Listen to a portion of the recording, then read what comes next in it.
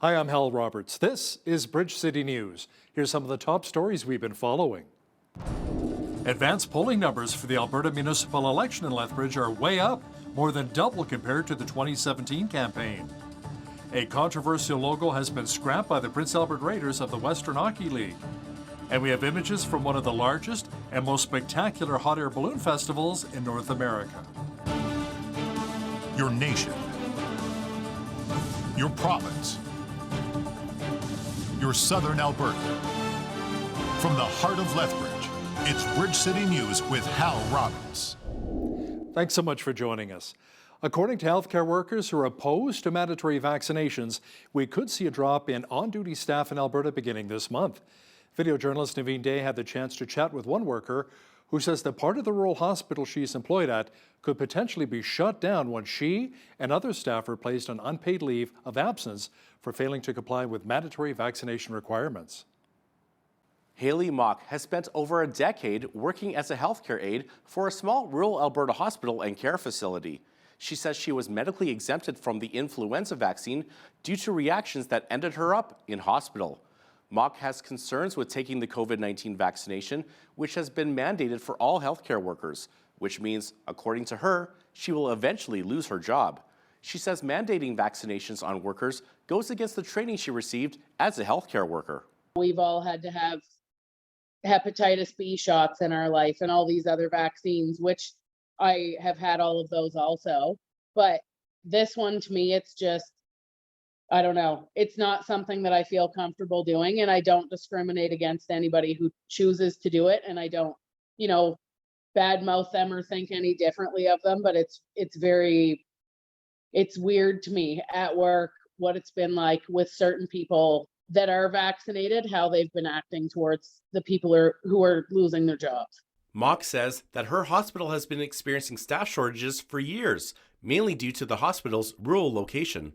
According to an online group of healthcare workers, Alberta Health Services sent out an email last month advising staff that they would need to submit proof of full immunization by October 31st, or they will be placed on an unpaid leave of absence. Mock says that further reduction of on-duty staff will have a negative impact on the hospital that she works at. I honestly believe that they'll probably look into shutting, part of our hospital down because they can't bring staff in to take care of people that need it. It's a 24-hour facility. According to Mock, she and her colleagues have reached out to their union for help, but she reports that the whole system is turning its back on them and their pleas are falling on deaf ears. We've contacted multiple people from our union, to see what can we do about this? We're uncomfortable with it, and usually they're very supportive, but they just seem like they're kind of pushing us to get it too. It's like Alberta Health Services and Covenant Health that still have the upper hand over even our union. So it's like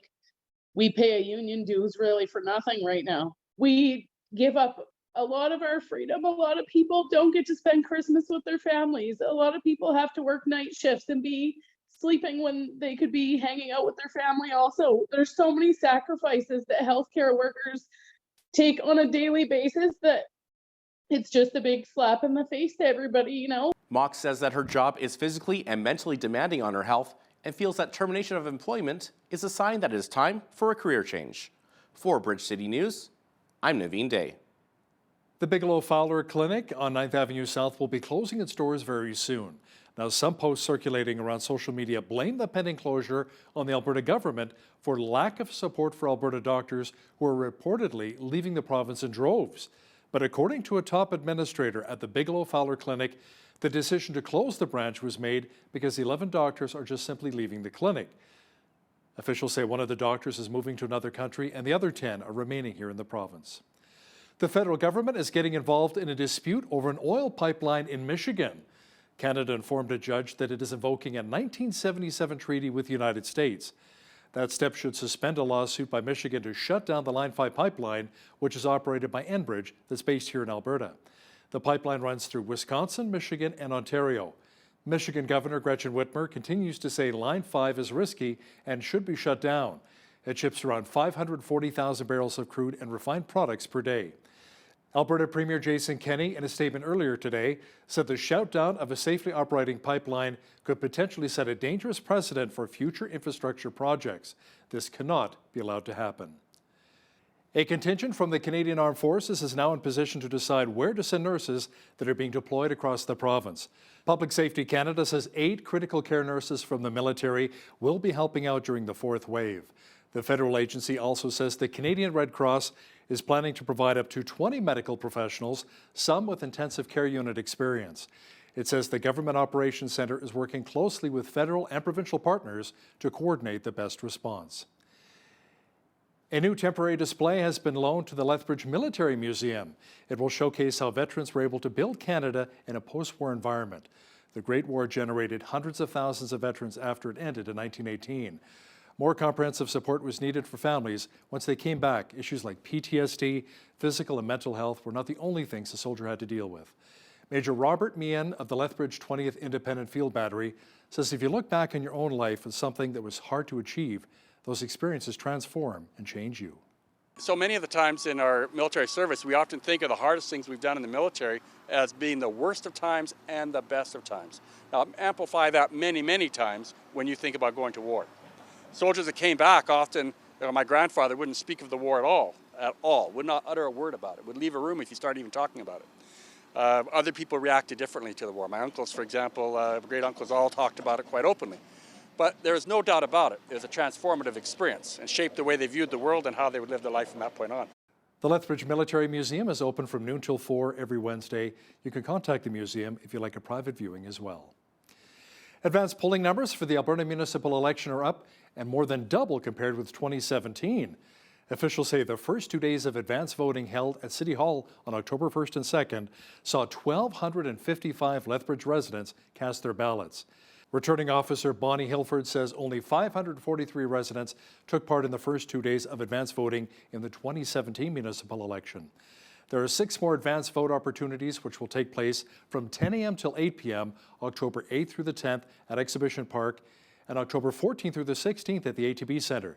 The advance voting station at the X will feature a drive-through voting station so you can vote from the comfort of your vehicle. Advance polls also open on Monday in both Calgary and Edmonton.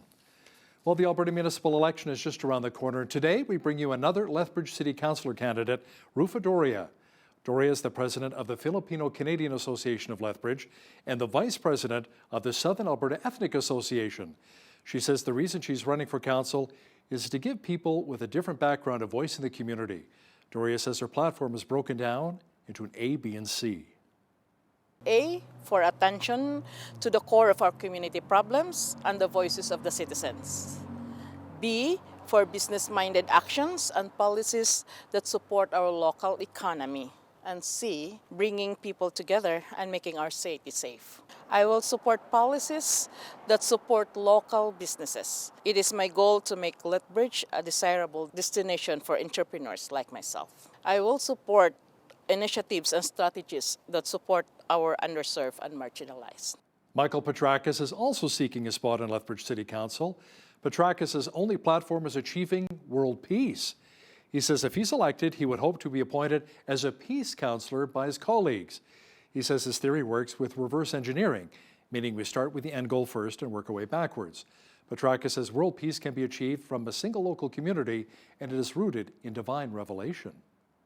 My declaration to Lethbridge is that I have discovered or have been shown through divine revelation what I believe is a scientifically, philosophically, and mathematically irrefutable formula for achieving world peace through local unity. And that means that the city of Lethbridge is one obvious agreement away from achieving the miraculous. There are 6 mayoral and 32 city councillor candidates running. The Alberta municipal election goes October the 18th. Axe throwers don their best pink outfits for the theme of Mean Girls Day on October 3rd for the Burn Battle 2021 fundraiser. As Micah Quinn explains now, axe throwers came out to participate in the fundraiser to benefit a very worthwhile cause. The event was a double elimination featuring 36 axe throwers, 13 from outside of Lethbridge, and the rest coming from within our city. I've been putting a lot of work. I've been doing everything on my breaks at work, in between my jobs, in between leagues here. So I'm feeling a little bit overwhelmed today. It's starting to feel real, and that kind of got that feeling earlier that, wow, this is happening, because I joined Axe Girls back in June, and I never could have dreamed that this would even be a thing. The fundraiser was able to raise $3,000 for the Jack Addy Cancer Center and an additional $3,000 in prizes. We'll let the Alberta Cancer Foundation handle the money. They take 100% of those proceeds and put it in a fund for the Jack Addy Cancer Center.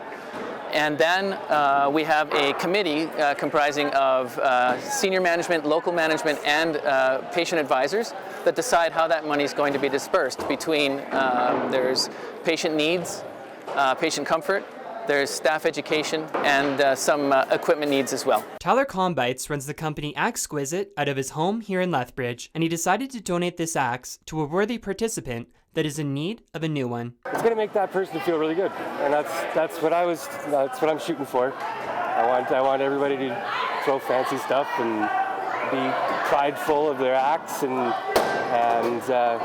hopefully we get more axe throwers, right? Organizers of the fundraiser say this was a great way to get axe throwers to come to Lethbridge and play to raise money for a good charity. Oh, I feel very proud to have this many people come and support not just like the sport of axe throwing, because obviously that's my passion and my business, but also, yeah, that people are willing to come out for a good cause and to help donate to the people that are suffering and that could use that. Derricott says True North Axe Throwing is open to hosting charity events like the Burn Battle 2021 fundraiser into the future. For Bridge City News, I'm Micah Quinn. The Lethbridge Hurricanes have a perfect record after their home opener this weekend against the Calgary Hitmen. The Canes welcome fans back to the NMAX Centre for the first time in 580 days and earned a convincing 9-2 victory against the Hitmen. The Canes outshot the Calgary squad 44-43 in the contest. Canes goalie Brian Thompson turned aside 41 shots in the game, while Hurricanes forward Noah Boyko got his second career hat trick. On Sunday, the Canes had a rematch against the Hitmen at the Saddledome in Calgary. Hitmen's Luke Prokop got things started off, but the Canes retaliated with 4 unanswered goals en route to a 4-1 victory. The Canes are back in action Wednesday at the NMAX Centre as they welcome the Edmonton Oil Kings. The Prince Albert Raiders yanked their alternate jerseys just a day after they were unveiled. The Western Hockey League called the logo insensitive and offensive. The image on the Raiders jerseys appeared to be based on a previous team logo introduced in 1982, which depicts an Arabian Raider character holding a sword and a hockey stick. The team drew criticism when they reintroduced a similar logo in 2014, which they pulled within a month of its unveiling. The WHL said in a recent statement that the jersey had been discontinued effective immediately. Environment Canada issued air quality statements for parts of Manitoba due to smoke from wildfires burning in Saskatchewan. The affected areas are the west central and northern parts of the province. The Weather Agency has issued a warning for a number of communities, including Grand Rapids, The Pas, and Thompson. The agency says there are elevated pollution levels. The smoky conditions have also caused a road closure along Highway 11 from Fort Alexander to Pine Falls. When the Dixie Fire first ignited in California, no one could have predicted it would burn nearly 1 million acres to become the second largest fire in the state's history. The blaze destroyed more than 1,300 structures and torched most of the historic Gold Rush era town of Greenville, reducing it and over 100 homes to ash. Love suffers long and is kind. Love does not envy. Love does not parade itself, is not puffed up, does not behave rudely, does not seek its own, is not provoked, thinks no evil, does not rejoice in iniquity, but rejoices in truth, bears all things, believes all things, hopes all things, endures all things.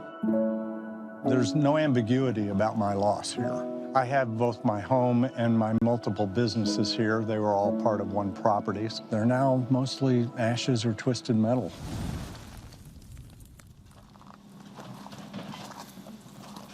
It just touches you, everything is gone. We are here in Greenville, California with Samaritan's Purse, responding to the Dixie fires. Somewhere under this twisted. We have a task and a job. The task is go in and look for that valuable possession of the homeowner but the job is the homeowner themselves. And just to pour out the love that God has given us into them. And this is just one way to be able to come out and to love on people like this. That is it. Yes. I really want to talk about this precious piece right here, which was just found by the volunteers of Samaritan Purse in and amidst the rubble of my house. And this was my wedding band for my late wife, Judy Johnson. And we found just this one ring here. That's enough. I have one precious thing to remember my life here by and to remember my wife by.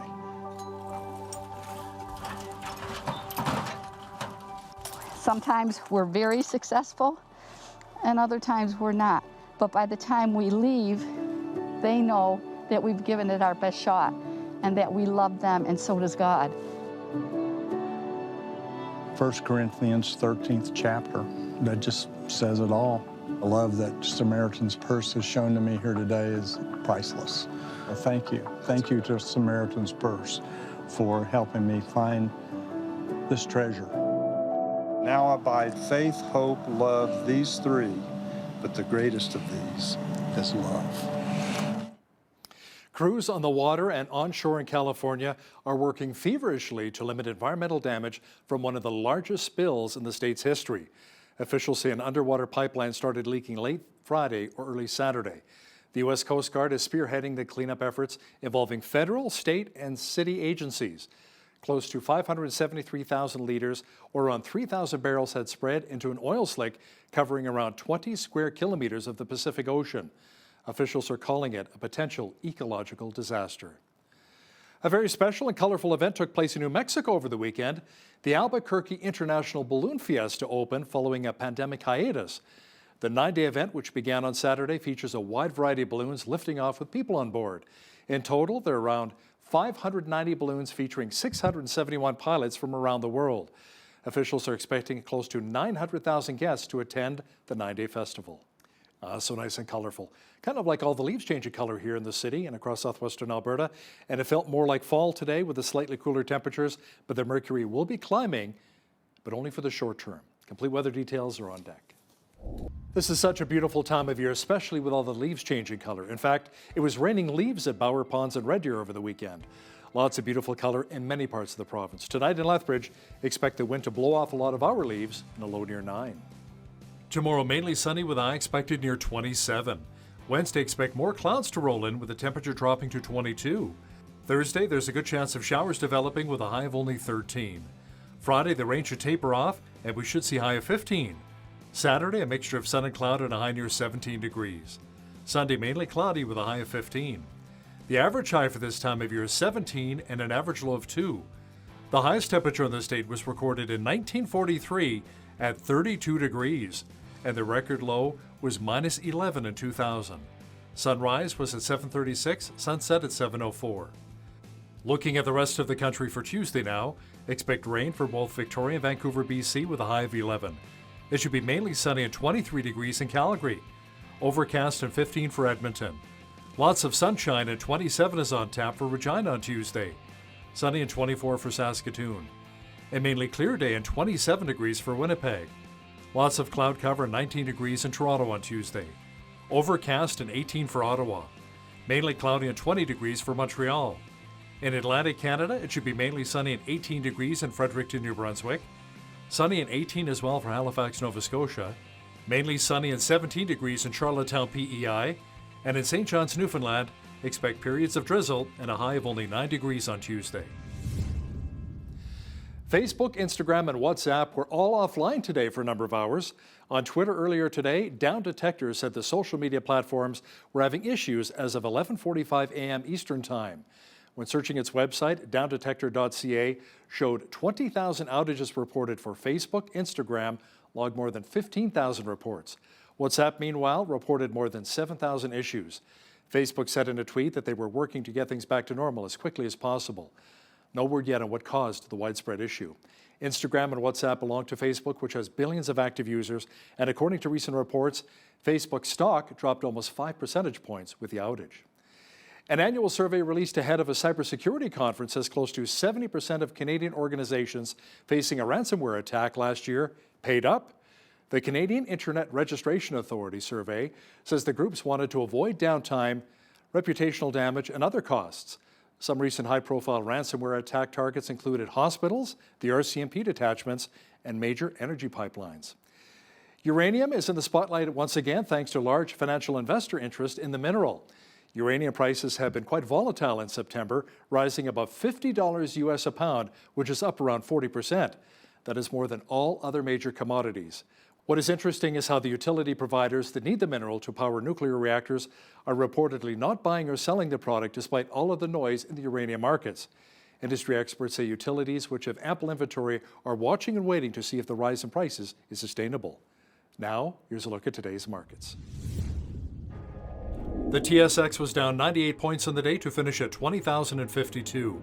The Dow was down 323 points to 34,003. The S&P 500 was down 56 points to 4,300, and the Nasdaq was down 311 on the day to 14,255. West Texas Intermediate Oil was up $1.74 to $77.62 US per barrel. Natural gas was up 15 cents to $5.77 US. Gold was up 14 cents to $17.69.71 US an ounce, and silver was even at $22.68 US an ounce. Wheat is at $11.21 per bushel, barley's at $8.97, canola's at $20.68, and corn is at $10.87 per bushel. Live cattle were up $2.23 to $122.63, feeder cattle were up $2.25 to $1.55, and lean hogs were down $1.50 to $90.80. The Canadian dollar was down slightly over the past 24 hours to $79.43 US. Recapping one of our top stories this hour, advanced polling numbers for the Alberta municipal election are more than double compared with 2017. Officials say the first 2 days of advanced voting held at City Hall on October 1st and 2nd saw 1,255 Lethbridge residents cast their ballots. Returning officer Bonnie Hilford says only 543 residents took part in the first 2 days of advanced voting in the 2017 municipal election. There are 6 more advanced vote opportunities which will take place from 10 a.m. till 8 p.m. October 8th through the 10th at Exhibition Park and October 14th through the 16th at the ATB Centre. There is help available for those who are struggling during the COVID-19 pandemic. Coming up, we chat with a support worker with Family and Community Support Services who discusses the support that's available in the Warner, Milk River, and Coots areas. But first, here's a look what's happening in and around your community. Here's today's Bridge City News Community Calendar. The City of Lethbridge's Fall Leaf Collection Program is now underway. Between October 4th and November 12th, residents can call 311 to request an appointment to have their bag leaves picked up. Residents are asked to put leaves in paper yard waste bags, as the leaves and bags will be composted together, reducing landfill waste. There's no limit on the number of bags set out for collection, but filled paper bags must not exceed 25 pounds each. Residents can request up to 2 collections. For more information, visit lethbridge.ca/fall leaf collection or call 311. The Lethbridge Senior Citizens Organization is looking for volunteers to take part in their Drive Happiness program. This program is to help seniors in our community who are facing extreme loneliness due to lack of accessible transportation. Volunteers will drive clients to their medical appointments, pick up groceries, and take them to important life activities. If you're interested in this opportunity and for more information, call 403-332-4320 or email volunteer@volunteerlethbridge.com. And that's your Bridge City News Community Calendar. We're living in one of the most chaotic times in history. Many are struggling with depression and stress, and perhaps we're losing hope. Today's guest joins us from the Vancouver area to offer some hope to us. Grace Fox is a conference speaker and a member of the First 5 writing team for Proverbs 31 Ministries and is the author of Finding Hope in Crisis, Devotions for Calm in Chaos. Welcome to Bridge City News. Grace, so great to have you on today. Thank you so much for having me. Absolutely. Now, you start by saying that you've had enough trials in life to make your writing credible. So what have you faced in recent years? Well, the most life-changing event that happened to me actually was when I was in my early 20s, and I've never been the same. It actually, I think, put me on the trajectory that I'm on. And that was living in Nepal and working with my husband there. We were fairly newly married, but we had our first child was born there, and that was fine. Very different, though, taking him from a mission hospital back to our mud and rock hut with a grass thatch roof with no electricity or running water. And when he was 20 months old, our second child was born at the mission hospital, and she was born with a condition called hydrocephalus, which is too much water on the brain. And when the doctors realized what was going on, they just said, you have to go back to North America on the first available flight, which would actually have been 3 days from then. But when the airlines found out that I'd had a C-section, they said, you're a medical high risk and we don't want you on the plane. But my husband wrapped that baby in a blanket. We gave him a bottle of express breast milk and a diaper bag. He got a ticket for himself, and he took that baby home while I was left behind. And I had to stay there for another week, not knowing if I'd see my daughter alive again or not. I remember in that very, very dark moment, just crying out to God and saying, what is it you want me to learn in this? What is this?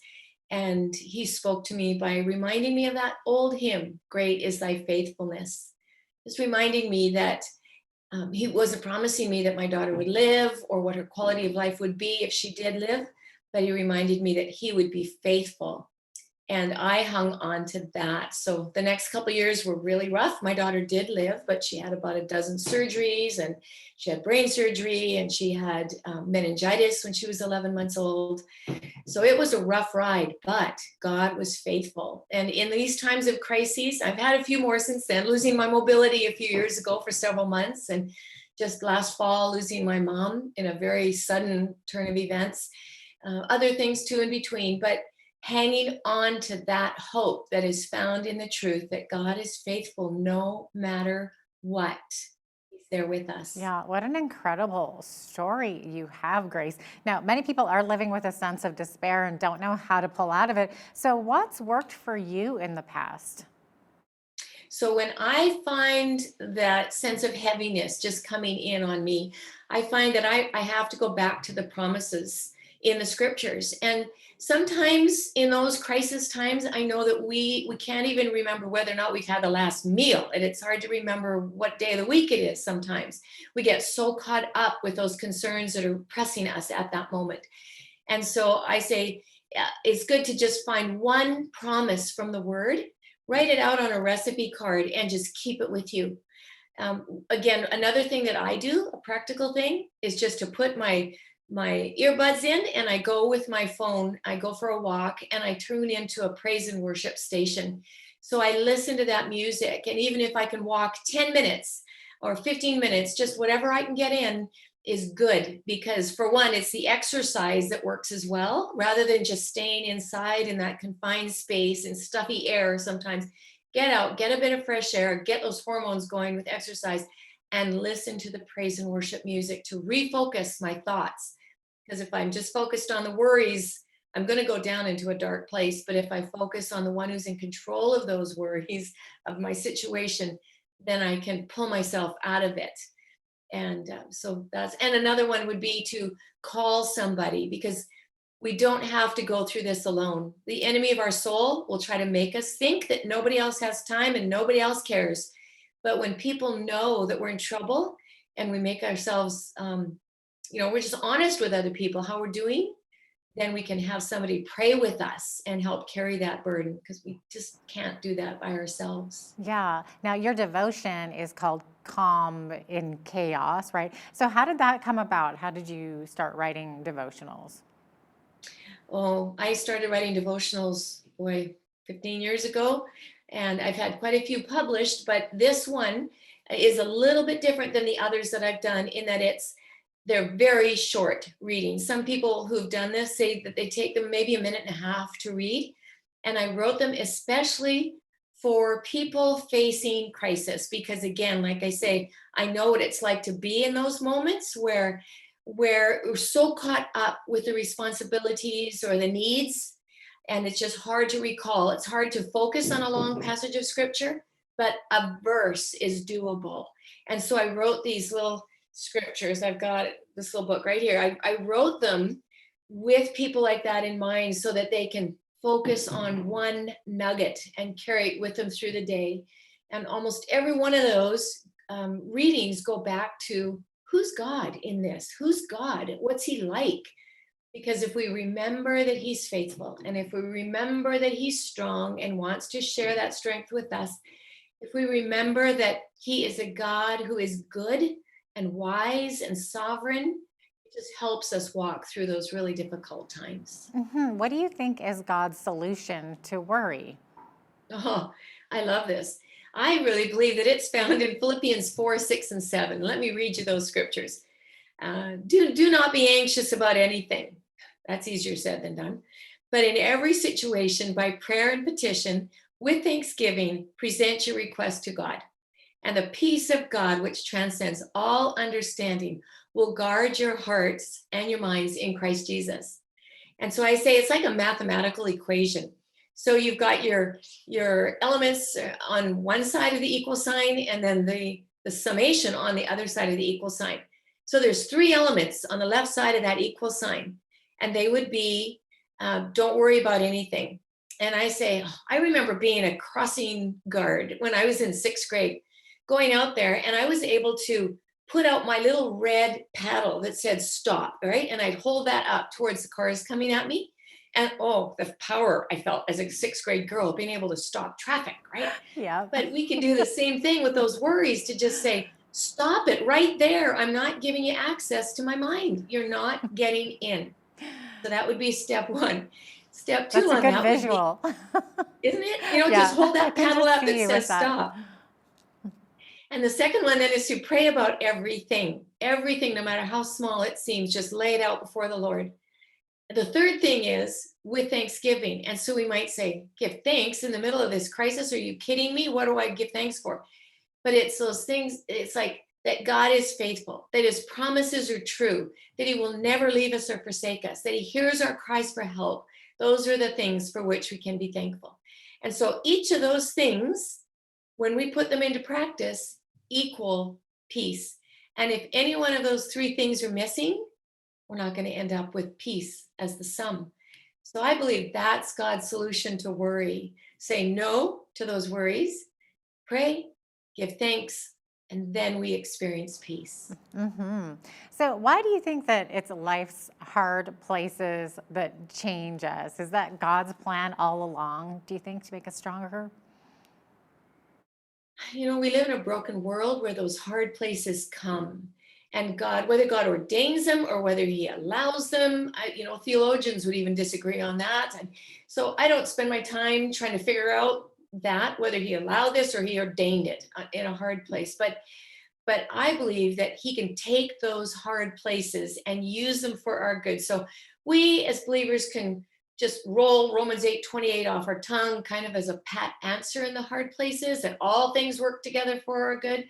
But verse 29, right in the center of it, there's this little nugget that I'd missed for years and years and years.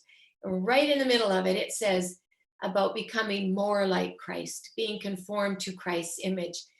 That is what we can look forward to. And that is what God wants to happen when we go through those hard places, is we can become better or we can become bitter. And we want to become we want to become better. That was a slip of the tongue. I knew what you meant. Better by becoming more like Jesus, more patient, more compassionate towards others who are going through suffering as well, more understanding of the needs of others. Yeah, I think as humans too, we have that tendency to pull back and withdraw in times of crisis. But this is not helpful, is it? It's actually hurting us. It is. Here's the visual that I get with that concept. I always think of like a flock of sheep out in the pasture, and there's a little lamb, and the little lamb just moves away from that flock of sheep, maybe just wandering away, eating its grass, and it wanders away. And if there's a coyote or a wolf, some kind of a predator close by, they are going to be watching for the most vulnerable member of that flock. And it's going to be that little lamb that's strayed away from the flock. And we make ourselves vulnerable to the enemy when we wander away from the support that we could have by staying in connection with other people. Because he will come after us. And he will do that by putting the thoughts into our head that no one else cares, everybody's too busy. And if I tell anybody how I'm going through a hard time right now, what will they think of me? They might think that I'm inadequate or weak. I don't want to be considered weak, so I'm not going to talk about this with anybody. But we need to get past that thinking and stay in fellowship with others. Yeah, I love that visual with the little lamb. It really puts it into perspective, doesn't it? So how do we see beyond our own pain when that's where we're living at the moment? We have to, for one thing, remember that it's not going to last forever. If we get caught in that present time of a hard place and all we're thinking of is never going to end. Again, that's a thought that the enemy will put into our minds to discourage us. I'm never going to get past this. It's never going to end. It's never going to get better. But remember that in scripture, there are promises too that say, this will not last forever. This will pass. There's a greater glory that lies ahead. And if we remember that this too will pass and the pain will not last forever, we may have to develop a new normal for whatever our circumstances have brought our way. But God will give us the strength to move forward. He's not going to leave us in that hard place of despair. That's just not what he plans for us. Mm-hmm. Any advice on worrying about the future? A lot of people tend to fret about what's to come, and especially these days when life is just, like you said, it's so chaotic, isn't it? Yes, it is chaotic and there's so many uncertainties. When is this going to end? We don't know. And we don't know what the new normal is going to look like when things finally settle down. We just don't. And so we can't bank anything on it because it's so uncertain. And so we can get caught up in those thoughts of what if it never happens, that we, what if? But that's where the fear tends to grow. And so when the what ifs come, I like to encourage people to say, even if that worst what if comes to pass, we can hang on to even if that worst thing comes to pass, God's presence is still with us. Even if it goes on for another year, God will never leave us or forsake us. He will be with us every moment of every day. Right. And in your book, I kind of like this because you remind us that even in the midst of this pandemic, that God never practices social distancing, but still we need that human contact, don't we? Yeah, and we can look at technology kind of as it can be an addiction for us. It can consume us, but we can harness that and we can use it to our advantage.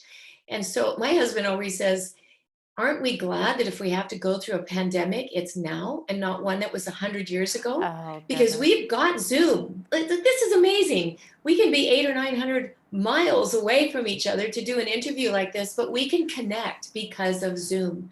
And we can connect with our loved ones the same way. We might get zoomed out at some points, but we can, step back, take a little break, and then get back to it again, or Skype or FaceTime, or we have so many options at this point to stay connected. And so if you get fatigued, just pull back a little bit if you need to, but don't pull back forever. Stay in connection with individuals. Pray with other people. My husband and I meet with a couple almost every Monday evening just to pray. And we've done that for years. So even though we haven't seen each other maybe but once in the last 15 months, we've been able to stay connected and we pray via Zoom. I'm part of a women's Bible study group every Wednesday morning with women all over the States. I'm the only Canadian in that, but we still meet like this. And I've been leading a Zoom women's Bible study every Tuesday evening with women from all over Canada and the States. And it's possible. It's possible. We can do this. That's amazing. Thanks so much for being with us today, Grace. You have so much wisdom that you've shared. I love it. I love hearing from you. Thank you. If people want to stay in touch with me, they can connect by going to my website, gracefox.com. They can register to sign up, subscribe free for my weekly devotional blog or even for my monthly free newsletter too. That's great. Thank you. Grace Fox is the author of Finding Hope in Crisis, Devotions for Calm in Chaos. Being a parent is a challenging task for any of us, and it can get a lot tougher when you have blended families or special needs children. Joining us to discuss the support that is available to parents and caregivers is Penny Pittman. She's a family support worker with Family and Community Support. She joins us from Warner, Alberta. Welcome, Penny. Thank you. Nice to be here. Now, Penny, I believe that you are overseeing something called Caregiver Cafe Groups. That's in the Warner, Milk River, and Coots areas. It's a cute little name. So can you maybe give us a little snapshot of who these groups are for and what's it all about? Sure. So we took the Parent Cafe and sort of renamed it to a Caregiver Cafe. And these are groups that include anyone who cares for children in any capacity. So grandparents, guardians, foster families, step families, biological parents. And it's just a safe space for them to get together and talk about, sort of the joys and the challenges of caring for children and teens too. So it's basically from 0 to 18 years of age. Yeah, okay. So that's awesome. Now, are these groups meeting in person or online or a little bit of both? I know COVID probably had affected it a little bit. Yeah, so we unfortunately had just launched our first series just before the shutdowns in March. So we moved it to an online platform, and all of my groups so far have been on Zoom, and which has its challenges, but it also offers some benefits. So parents don't have to leave the house or find childcare. Yeah, I actually could see a strong benefit for it being done over Zoom. You might actually even get a few more people. So that's awesome. So the idea behind this is to help build and maintain strong and healthy families, right? So how would you define that? What kind of traits does a healthy and strong family usually exhibit? So resilience is probably one of the main ones. Good connection, good relationships within the family, communication, and really importantly, understanding and accessing support when they need it. Okay, yeah, that sounds awesome. Now, I understand that the concept of this Caregiver Cafe is based around 5 protective factors, right? So the first one being parental resilience. Can you maybe explain what this means? Does it just have something to do with overcoming the tendency to get overwhelmed and just kind of give up? Yeah, so resiliency is kind of like bouncing back. So I think about like a ball. And in addition to the bouncing back factor, it's the ability to be able to take some kind of lesson or learning and growth from that stressful experience. So it's a combination of those two things that build resilience. Right, and I can see how being a group setting could actually really help. You can hear other struggles and see how they've been able to overcome it too. So it sounds really interesting. So I understand the second productive factor is relationships and social connections. So can you maybe unpack that for us? What does that look like? So that's about, building healthy relationships. So understanding what that actually means, understanding what might not be a healthy relationship. And also then teaching that to your children and the people that you're caring for. What does that look like? Modeling, boundaries and what to do when you might be in a situation that isn't healthy for you. And because it's not everyone even understands what a healthy relationship looks like. And being able to bring that out in a safe place and talk about, what you deserve as a human being and understanding that you have worth and value and having people around you that can help you remember that. Yeah, definitely. And I understand there's a third protective factor, which is knowledge of parenting and child development. So what kinds of parental knowledge do you try to share with the groups? Okay. So we talk about lots about ages and stages. positive parenting strategies for times when, behavior might not be what you want it to be, how you can deal with that. Lots of stuff about brain development and, really understanding the capacity of your child at any given time. That's interesting. So, what about child development? Is this about brain development, like you said, or is it more like emotional development, or is it a little bit of combination? So it's sort of everything. So knowing sort of what's typical. So we use a questionnaire called the Ages and Stages questionnaire if we think it's needed to see how children, what's typical for development and what can they or can't they do. So that can encompass like motor skills, speech, social emotional intelligence, things like that. And then we talk about, the developing brain, because when a parent can understand that the child just isn't actually capable of doing something, their brain just has not developed enough, it helps that parent step back and be a little more compassionate and sort of rely on the more positive parenting practices. Yeah. Now, it sounds like this is for caregivers of quite young children. Am I gathering that right? Or is this for any age group? And do you put them in different categories in terms of if you're a caregiver of a teen versus a 3-year-old? How does that work exactly? Well, the interesting thing is that teens go through a brain development period that's very similar to, the 0 to 3, the toddlerhood, right? So you've probably heard the term three-nager, right? And that's kind Well, of that it idea makes sense, doesn't it? the concept is their brains are rapidly changing.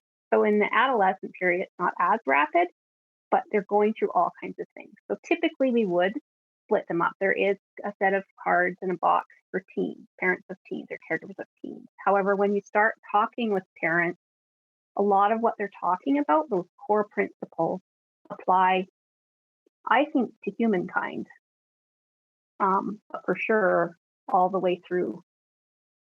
Yeah. So at what age group does it cut off? We're talking teens, or can we even be talking about like young adult children as well, like into their, I guess, late teens, early 20s? Yeah. Our mandate is 0 to 18. So we typically serve families in that age range. And we have been breaking the cafes up into, 0 to, 10 and then 12 to 18. So that's typically what we're doing right now.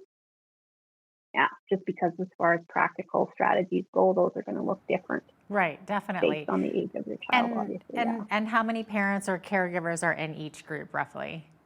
Well, up to 10 in person, because in an hour, you really want to give everybody an opportunity to either break into smaller groups or to come together as a group and really let everyone have a chance to talk.